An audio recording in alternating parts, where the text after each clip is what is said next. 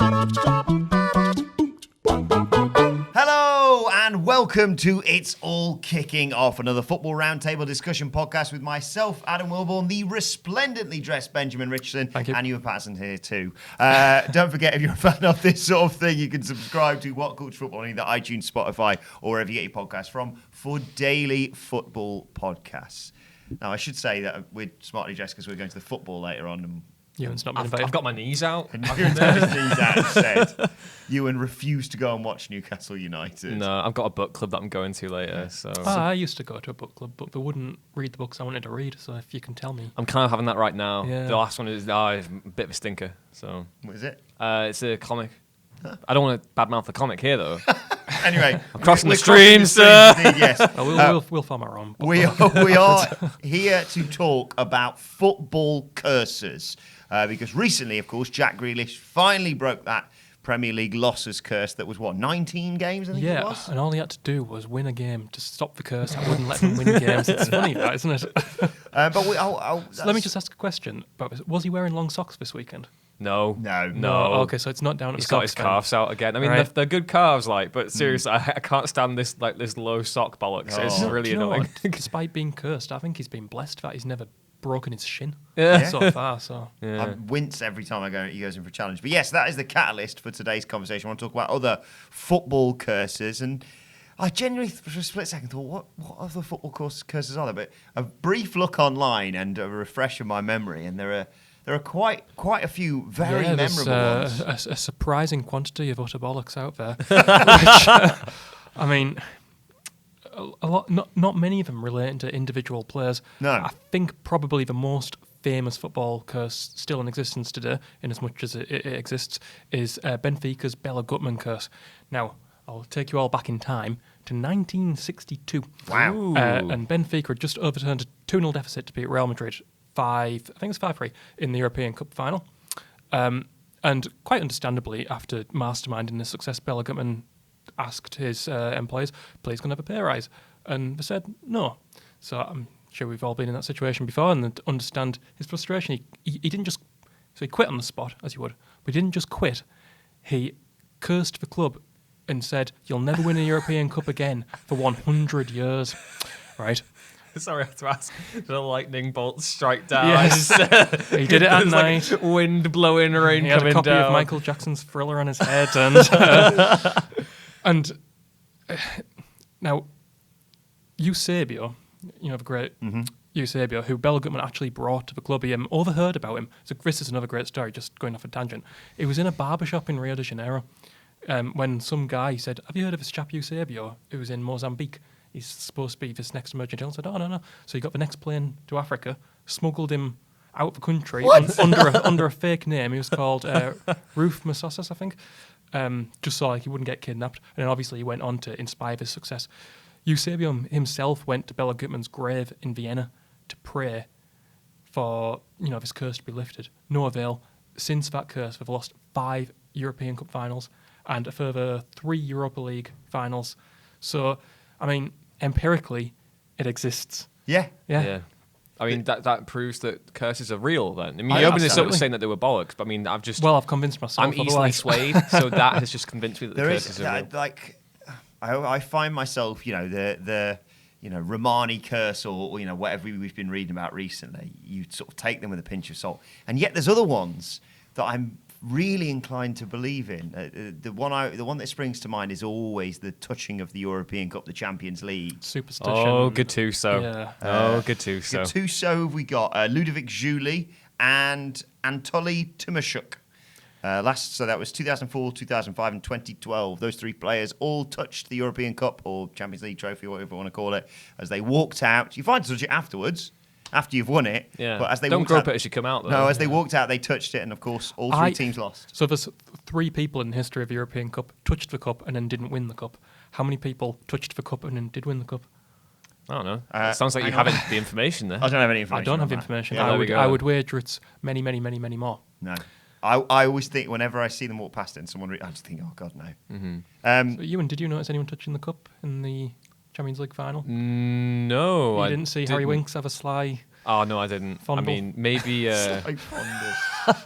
Maybe it's Sissoko did. I don't know. That would explain the handball early on. That would make the curse even better. If that I honestly wasn't paying attention. I was a little bit drunk at that point. What about the previous year? Loris Karius didn't try and touch it and miss. He just looked at it and like started doing his hair. He bonked his head off. Yeah, he stumbled into it. The Champions League trophy actually came alive and gave him a concussion. When are they replaying that final? By the way? You were talking as well about the Man United number 7s. There's fascinating history around that because obviously, classically, Cantona's, Best's, Beckham's, Ronaldo, of course.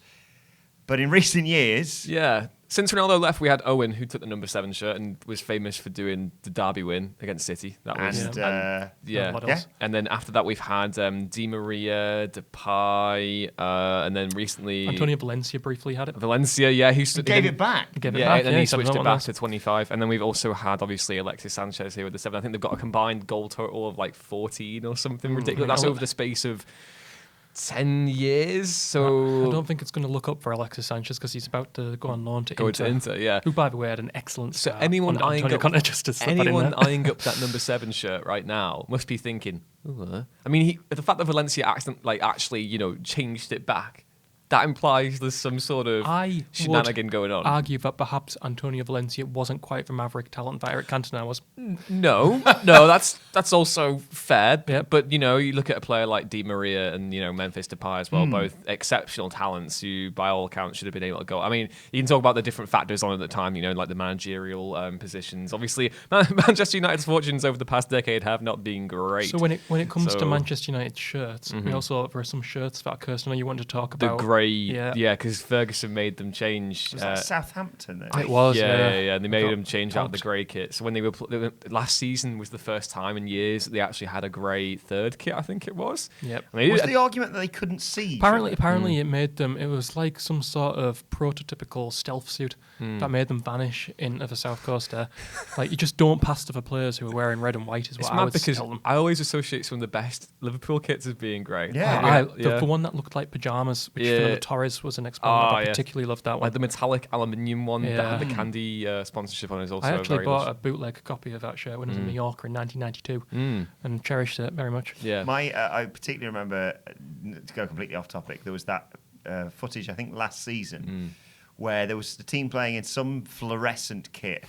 And they passed it to a steward because they didn't realise he wasn't on the team. Honestly, it made me think it was Liverpool for a second because we've always had, for the past since New Balance have come in, we've had at least one mad kit. There was the toxic green one from a few years back, and we had the orange one. Yeah, that green one, it looked like. Did you ever use a dot matrix printer when it would maybe sort of like when some paper would get jammed? Yes, we had that one. They had the orange one the year after. The ludicrous purple, and the purple black one. and white. Oh, that was fantastic. To be fair, the one the third kit this year is really nice. It's based on the colours of the actual liver bird, which is really nice. I never knew that. So there we go. But yeah, like you say, there's these apocryphal tales that are associated.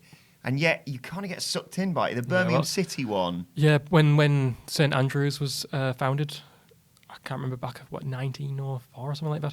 Apparently, they forced a travelling community off the site who subsequently cursed for land, said 100 years. Again with a lightning bolt and rain in the background. It's always 100 years for some reason. Never like 56 years. It's the strength of our power. Yeah. A really great apocryphal tale. And one again borne out by evidence was the Argentinian side Racing Club de Avellaneda. It was, I try and remember the year, it was 1967, and an Independiente, their fierce rivals, a fan of them, broke into their ground, and for whatever reason, I'm guessing it's some sort of South American superstition or Argentinian superstition, he buried 7 dead cats in the ground, and since then, they couldn't win anything.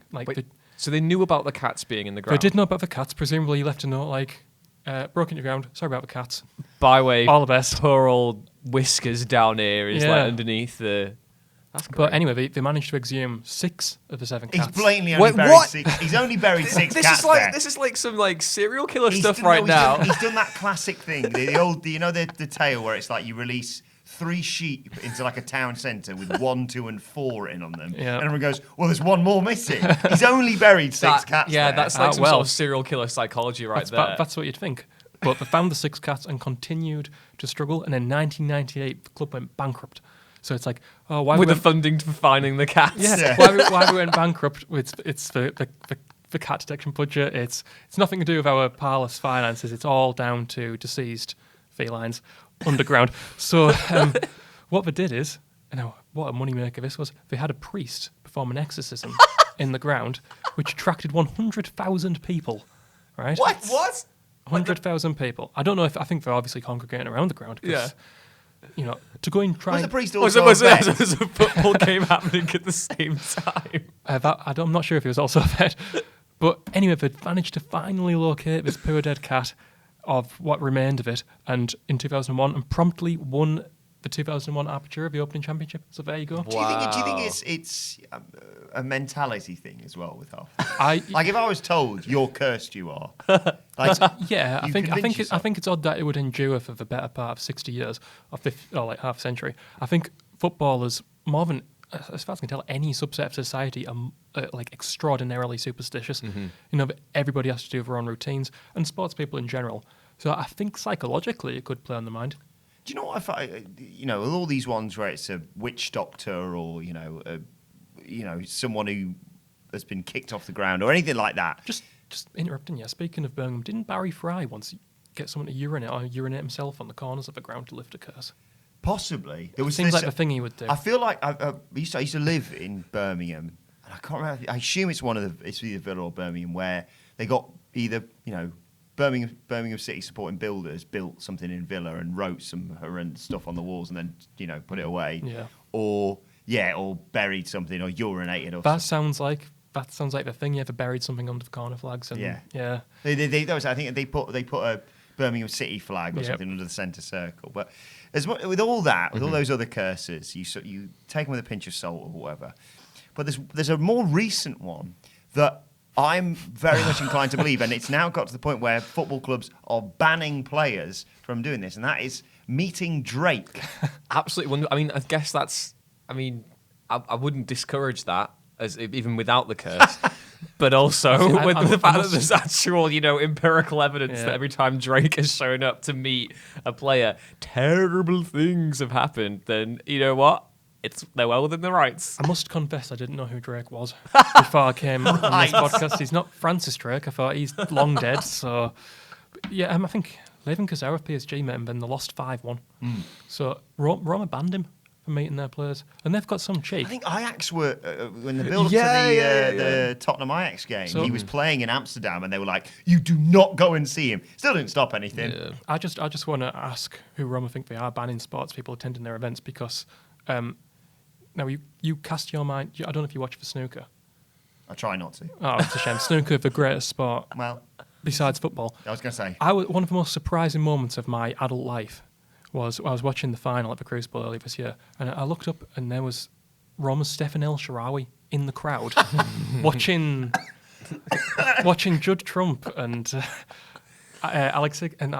John Higgins in the final. I thought, what on earth is a Roma player doing watching snooker? Now, John Higgins lost that match. He could very well turn around and say, hey, Roma, stop sending your strikers. But It's a Shaarawy ain't curse. going around all the bloody snooker tournaments and Cursing John Higgins. I don't know. Well, he might be. He might be Yeah. doing some sort of Harry Potter, when Snape's murmuring under his breath. all I Just can say doing- is John Higgins has never won the Snooker World Championship while Stefan El Shaarawy has been watching. Good point.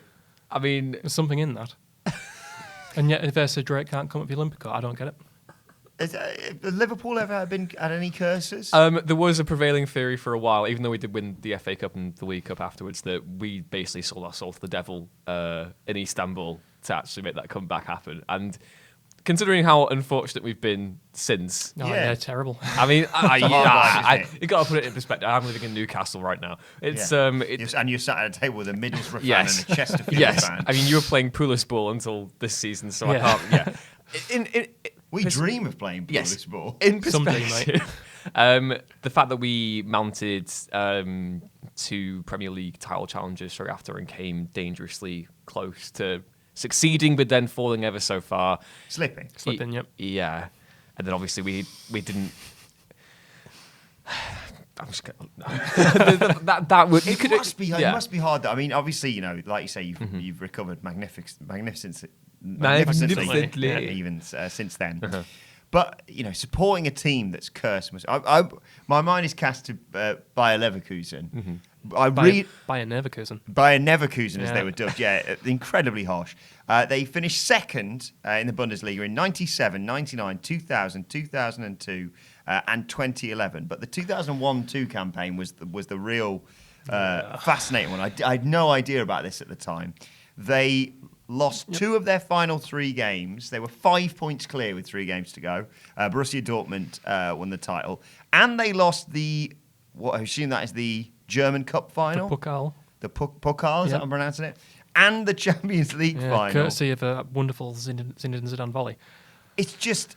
it must be hard being a fan of those sorts of things. It sounds like a curse, but that is exactly the thing. Those sorts of teams, right? It's only big clubs with big expectations that feel the cursed when they don't win things. No one's asking, what about the Fortuna Dusseldorf curse? They actually might have won the Bundesliga at some point. I've just plucked it in. What about the Paderborn curse? Why haven't they ever won the Bundesliga? Maybe it's just because the fans have a realistic expectation. See, in Middlesbrough, we don't think Middlesbrough are cursed. We know where I don't know about that. Well, You've been playing Stuart Downing for years. He's left. He's gone. Oh, he's at gone? Blackburn now, yeah, thankfully. We know where the club stands, what we expect, and we even have a term for it. We call it typical Borough.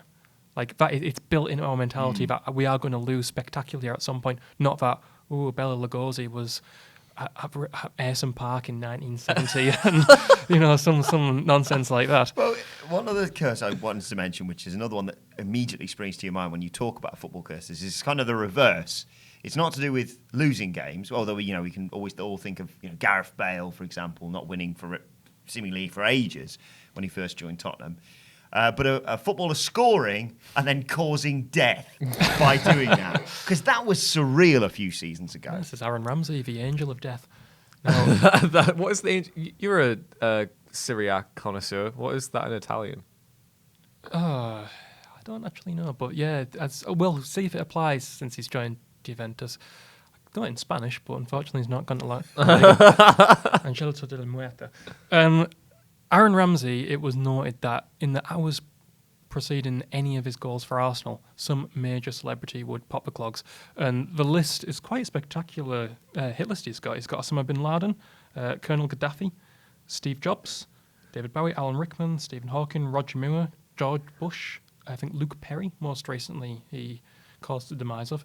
Now, it could be... Started off well there. I was going to salute him after the first. I was going to say Aaron Ramsey's the braver than the Marines. It's the solution to all conflicts in Mesopotamia. But it could be that Aaron Ramsey, he's like Charles Bronson or whatever, and he causes death. Or it could be that... You know what to do when the ball hits the back of the net. It could be that we simply, the media reports every celebrity death at a much more heightened rate, and we take note of them, and there's practically a celebrity death every single day now. Yeah. We'll see. We'll see when he scores his first goal. No, but they're all A-listers. You think Gaddafi's an A-list celebrity? He was an A-list celebrity for a long time. But not how I'd describe necessarily.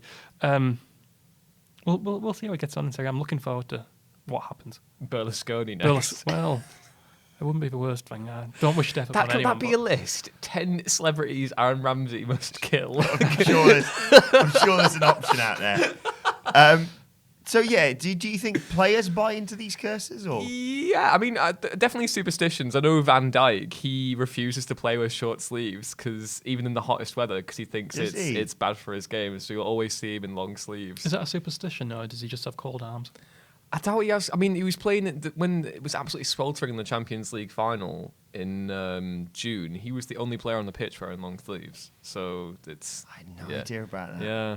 I know I've been listening a lot to Peter Crouch's podcast recently, and he always talks about if he ever went on a run of form, he would never want to sell his boots. And his shin pads, he used the same shin pads for about 15 years. Shin pads one. I remember watching that the Amazon Prime Man City documentary. They were talking about how they wash all the shoes and the pads and the socks and stuff, and talk about how some of the players be really mad if anything bad were to happen to these. So like players carrying stuff from childhood through the modern day. We'll go back to Jack Grealish. Last year, he wore the same set of boots throughout the whole campaign, and by the end, they were so tattered and worn. It looked like he'd been like cross-country running or something, and his sponsors must have been absolutely livid. Yeah. It's the world of superstitions is certainly something we can go into Shirt more. numbers as well. particularly in Italy, it's not 13 in Italy. It's the number 17 is considered unlucky, and that comes. Apparently, it's because spelled out in Roman numerals XVII is an anagram of vixi, which is Latin meaning I lived, therefore I am dead. So that's considered hugely unlucky in Serie A, and you don't see any players there wearing the number 17 shirt. Although I used to be a member of Inter Milan's mailing list. Were you? That's quite a claim. Way back in the day, and they sent me a birthday card automated on my 17th birthday of all the times to do it. Happy birthday. Yeah. Good Is that luck. a threat? They must have known I was a Juventus fan, I think. Felt quite like a threat. Any more football curses we can run through before we finish up here? I'm struggling to think of any right now. They baffle me, some of these. What's your favourite one out of these? It has to be the cats. Yeah, the cats. Because it sounds like a serial killer like type thing. It's like, I've killed 7 cats and I've hidden them all in the grave, and like they're not revealing the identities of where they are. And then that whole mind game. Forward planning, isn't it? Yeah. I think you have to kill 7 cats. I mean, don't go out killing cats, but I think we should bring back curses in a big way. Yeah. Yeah. Who would you? Well, if you could curse any Premier League footballer right now, who would you like to curse? Oh, Harry Kane. Harry Kane. Yeah, Why you know what Harry I'd do? Kane? I'd hide all his crappy shaving products underneath the new Tottenham Hotspur Stadium. I don't think Harry Kane deserves that, personally. Yeah, he Who would does. you like to curse? I couldn't care less about any of the Premier. Maybe out of spite you, and I'll curse Mo Salah. Oh, why? Simply Why, Armo? because of his links, his inadvertent links with the who was it? The Dagestani fella? No, he wasn't from Dagestan. I forget. The warlord, the Chechnyan warlord. Oh, he's not friends with him. He was done up. Nevertheless. Armo would never meet up with him. Didn't he make a kid run into a lamppost recently? Yeah, but he came heinous. back and like took a picture of him while he was bleeding down his face. That's if you had to do that, because So, otherwise that kid was going to curse let me you. ask, if you just, I know it's nasty, but if you've just seen someone run into a lamppost, Yeah. could you contain your laughter long enough to take a photo? I don't think I could. If you have your legions of fans, Benjamin Ritson, chasing you down the street, I and you're don't. there in your cards, someone just completely decks themselves. You're just gonna lean out and go, "Ah!" I wouldn't slow down the laugh, but if I saw it happening, luckily I don't have legions of fans, so probably even fewer after this. I don't believe that for a second. I'm off to go and kill some cats. Let's wrap this thing up. Let us know your thoughts on this and all of the curses in the comment section below. We could have talked about Serie A today, could have done a roundup of that. We'll but do it eventually. Don't worry. I just love talking about this. Maybe that's your curse. Maybe that's the curse. Of the I think one the next one we have to do all is kicking football. off. The next thing we do has to be about superstitions, because I'm fascinated by footballers when they do things like that. Milan's white shirts. Yes, let us know your thoughts in the comments section below or on Twitter at WhatCultureFC, where you can follow all 3 of us. You can follow Ewan Patterson at. Ewan ruins things. You can follow Benjamin Richardson at. It's BAR3 Bud. You can follow me at Adam Wilbourn. You can follow us all at WhatCultureFC. And as I said, don't forget to subscribe to What Culture Football for daily football podcasts. This has been It's All Kicking Off. My thanks to Benjamin and to Ewan. Thank you. Thank you for watching, and we will see you soon.